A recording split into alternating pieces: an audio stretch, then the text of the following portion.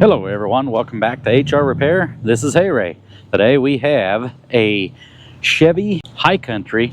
It's the Duramax. Let's walk around here.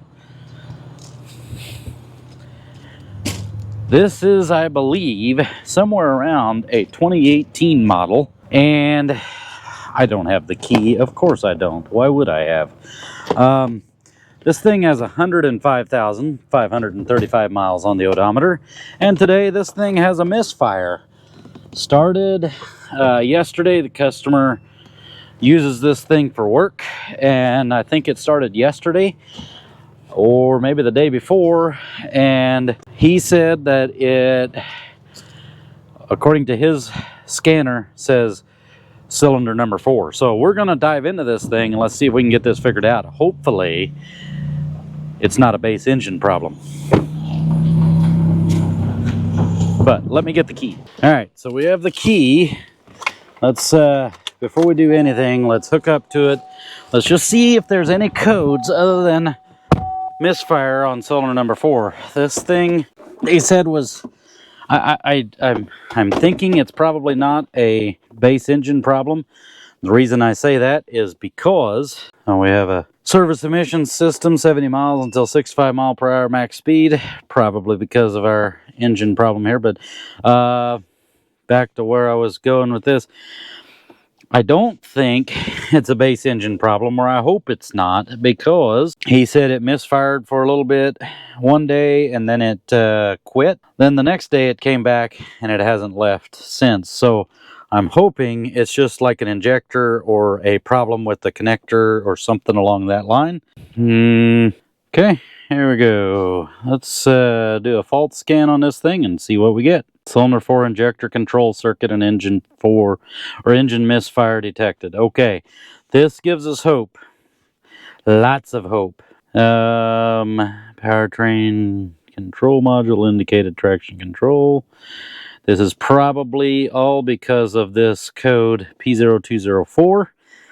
So let's go ahead and let's pull this thing inside. It shakes. Yep, it's kicked off traction control and everything. So a lot of times they'll do that because the computer says we're down a cylinder. We don't have the adequate amount of horsepower to do traction control the way the computer is programmed to do, so we're going to shut it off. So let's pull this thing inside and let's do a little testing. Let's see if it's our injector or is it our harness or what have we got going on here. But I don't think we have a base engine problem, but we'll pull this thing in, and as you can see, it's a tight fit. My seat's vibrating. I don't like this tight fit. But while this thing's idling, we're going to do a base engine check real quick like, and I'll show you how I do that. I should also note that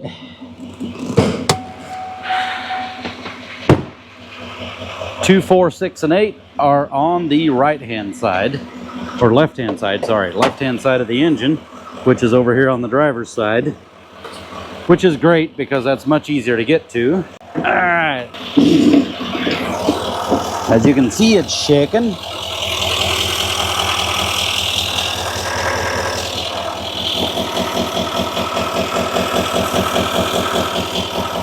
Now, the other thing we want to do, we have no steam coming out, and as you can see, the lid will set right down on top of there, so we have no excessive blow-by. So I'm going to say we have a problem with either our wiring, our injector, or a combination of both. So let's dig into this thing and see what we can figure out. All right, well, I messed up. I didn't have my mic on me whenever I was talking and taking all this apart. So what we did, we had to pull this cover off, these 2 bolts down here, and this just popped right off the top there.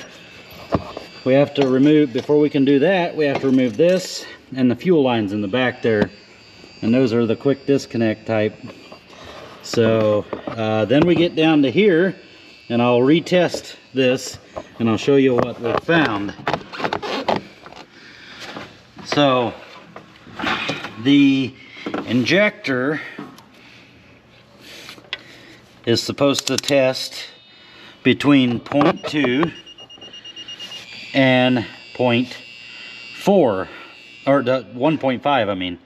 So we're testing our meter to make sure our meter is correct. It is. So let's go ahead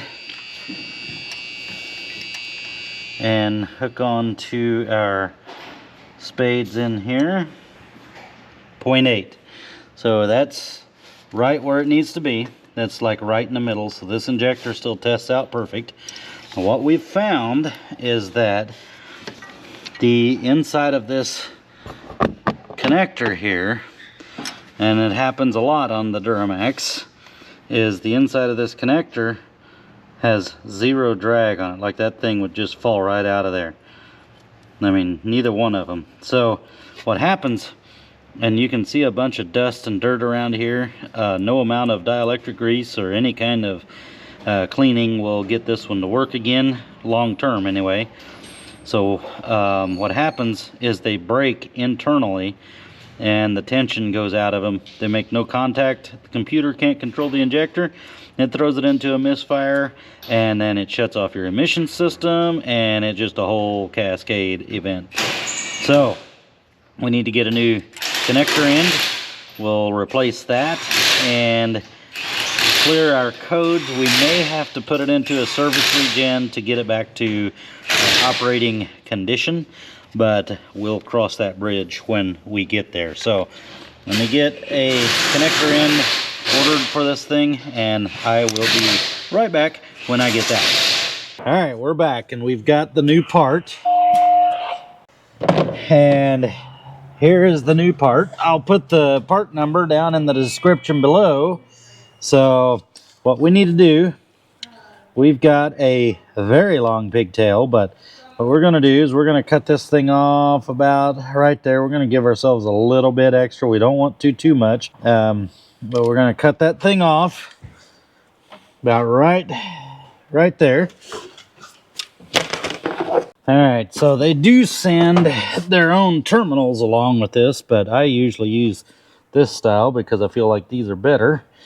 So let's go ahead and cut this one off. We're gonna give ourselves a little bit, like I said, but not too much. So the gray and blue goes to the other side, or goes to the, yeah, anyway. I don't know if it'll hurt to cross them from side to side, but I don't want to try it because that would be bad. Okay, let's see here. Can we?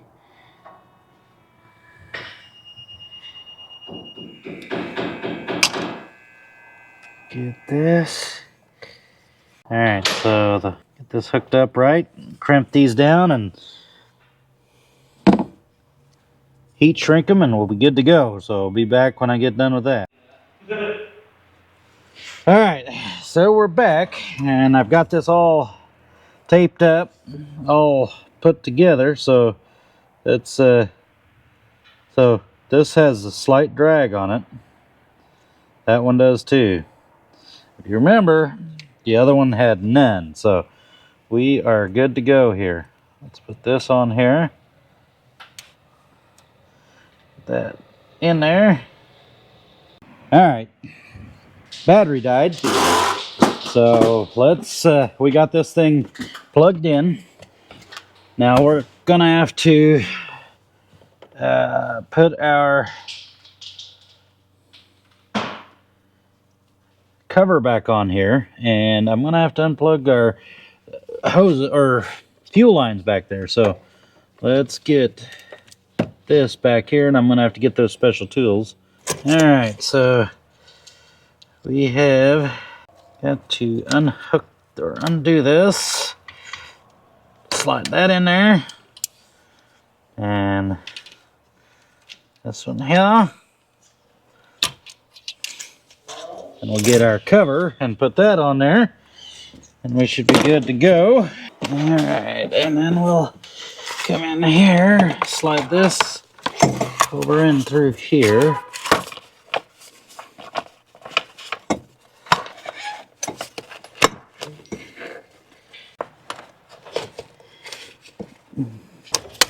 Got some vehicle trouble? Yeah. That just happened a couple weeks ago, and then nothing did since then, but I just left the apartment. Yeah, well, I'm in a little trying to get this stupid cover on here.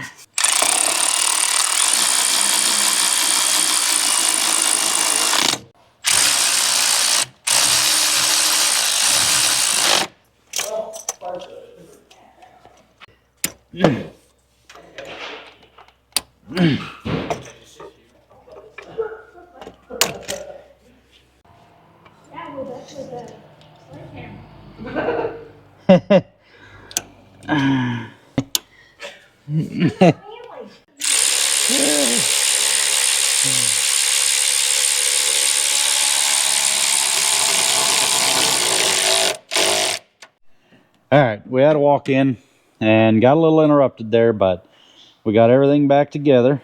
And now let's see if it still misfires. If it does, I may very well throw myself on the floor and have a temper tantrum. Probably not, but you know, it's not going to be fun. All right, I'm going to get hooked up to this thing and then we'll be right back.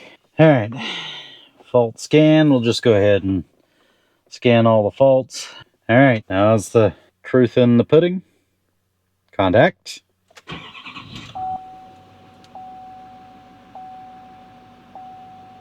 And so far it's running on all 4.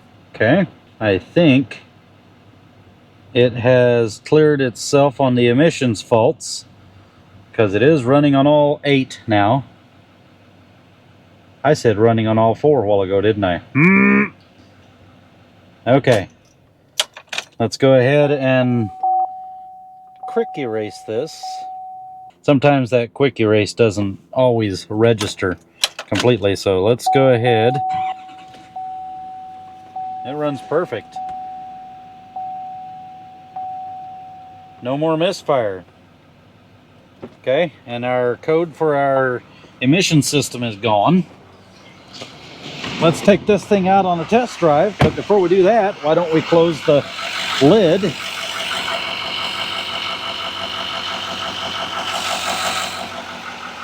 Close the bonnet.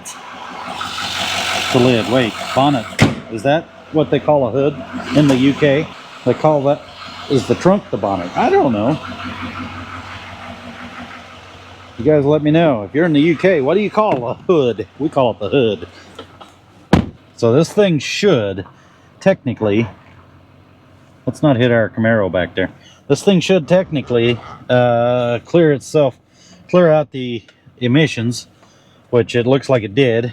We're going to want to test drive it and just make sure that the emissions faults don't come back and that it does its regen the way it's supposed to do. Hopefully we don't have to do a service regen because those can take a while. So I'm going to park this thing. I got to go help my brother in there a little bit, and then I will be right back. We're going to take this thing on a test drive. Okay, so we've been looking in here, or I've looking in here. Diesel particulate filter regeneration reason is none.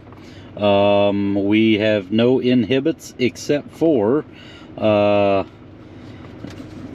engine speed, so there's nothing here that right now it's not a problem. So we will go ahead and take this thing on a drive just to make sure that it works good. He didn't drive it. The customer's actually a kind of a mechanic himself. I say that he used to be a mechanic working on installing diesel engines for the Amish here, so now he is doing solar panels and solar systems because the Amish in this area use a lot of solar systems, so he's going around installing those. So he does know a little bit about it, and he told me, he's like, I'm gonna quit driving it. If it's gonna misfire, I'm gonna quit driving it because I know that's probably not good for it. Smart man. I wish everybody was like that. So I also feel pretty honored. he told me that he'll wait on my time frame because he wants no one else except for me to work on it. So thank you for that, Michael. But we will, I'm sure he's not watching this because he's supposed to be Amish. If you're watching this, will you tell anyone? Anyway, yeah, so I think unless something comes up, we should be good to go here. So we're gonna take this thing out on a test drive. I mean, it's running very well right now, running on all eight cylinders and running as good as an L5P does. I don't know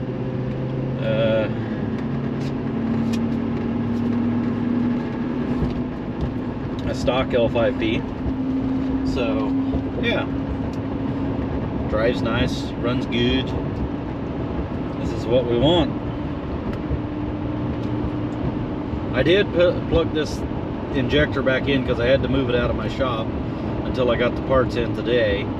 So I was able to plug that injector back in, and I started it. It ran for about 5 seconds before it started to misfire immediately. So I know that with what we've done here, that has taken care of the problem. The biggest thing is I just wanted to make sure that we don't have an emission system fault that's going to come back and bite us in the tail later, but we see that we're good on everything. So this is good. This is what we want. This is another repair in the books, and hopefully this video was helpful. Maybe this will help you out, and if it did, let me know that down in the comments below. I appreciate it. Keeps me motivated to continue to make videos. One way you can help me out is to like, share, and subscribe to the channel. And also, have yourselves a wonderful day, because I think we are done here. I'm going to call this a confirmed fix. I'll catch you all on the next one. Bye!